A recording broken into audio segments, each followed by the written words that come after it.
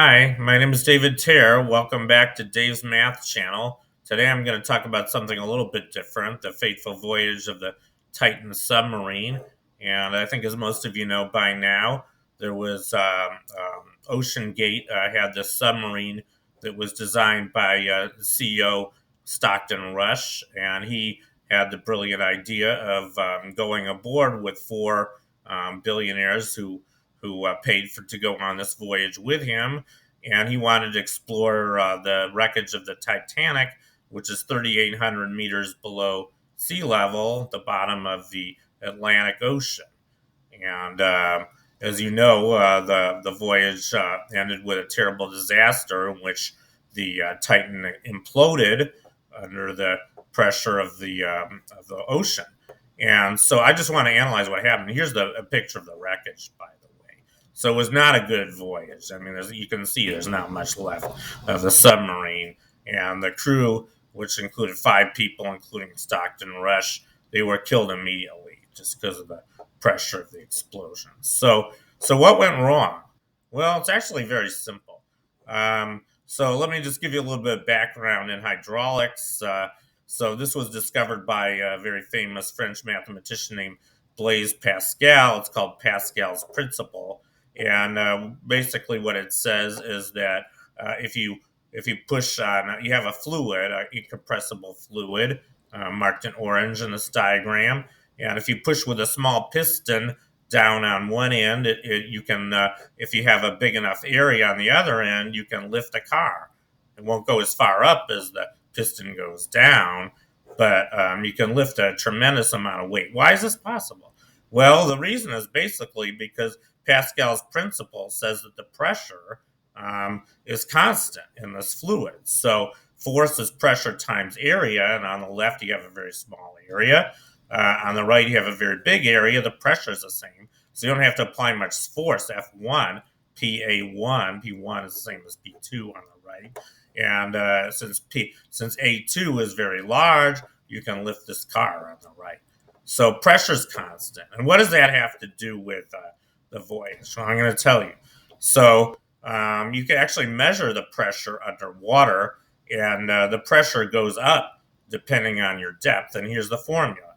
So the formula says capital P, that's the ocean pressure, equals little h, that's the height or the depth, if you like, underwater, which you are, times this variable. This is a Greek letter rho next to it, and then you have g, which is the acceleration due to gravity.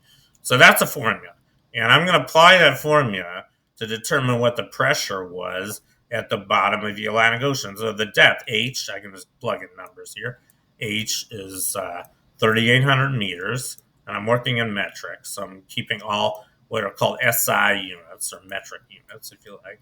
So the depth was 3,800 meters. That's 3.8 kilometers. That's pretty far down. Rho, the density of water, is 1,027 kilograms per cubic meter cubed. And the other thing we need is g, and that's a well-known physical constant. That's just the acceleration due to gravity. That's 9.8 meters per second squared. And when you do the math, what you end up with is p turns out to be, when you multiply all these numbers, it turns out to be about, I did the work before, really it's 3.9 times 10 to the 7th pascals. Pascal is the unit of the metric unit of pressure. This is about 380 atmospheres, it turns out. This is about 380 times the pressure of the Earth's atmosphere. That's a huge amount of pressure. You wouldn't want to be exposed to that pressure. Well, that's exactly what happened. So what basically happened, you can actually calculate the force, the total force acting on the Titan. And if you do that, you just multiply the pressure times the area force. And this is not quite physically correct what I'm writing down, but it'll give you an idea of what's going on. Force is pressure times area. So you can multiply this pressure of 3.9 times 10 to the seventh pascals times the surface area of the Titan. I did this earlier, and if you do the math, you get about what is it? I believe it's 2.4 times 10 to the ninth newtons, or about 2.4 giganewtons. That's a huge amount of force. A newton, a newton's about a quarter of a pound. So this is about 600 million pounds of force on the Titan. That's about the weight of the Empire State Building. So imagine this. This was a small submarine, 6.7 meters long, about 20 feet long, 2.5 meters in diameter. That's about 70 feet. Just barely big enough for people to get inside. I think this sub was just barely big enough for its crew of five.